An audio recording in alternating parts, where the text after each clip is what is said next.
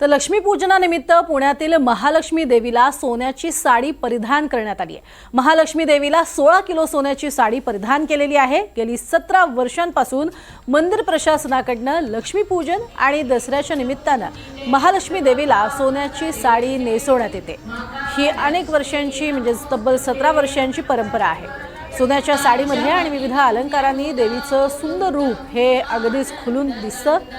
मंदिराला देखील आकर्षक सजावट यावेळेला करण्यात येते। लक्ष्मी पूजेनिमित्त लाखो भाविक महालक्ष्मी देवीच्या दर्शनासाठी इथे दाखल होतात आणि ही सोन्याची सुंदर साडी देवीला परिधान करण्यात आलेली आहे। सोन्याचे हात आणि सोन्याचे पाय तसंच सोन्याचा मुकुट असा विशेष देवीचा पोशाख हा दरवर्षी लक्ष्मी पूजनाच्या दिवशी पाहायला मिळतो।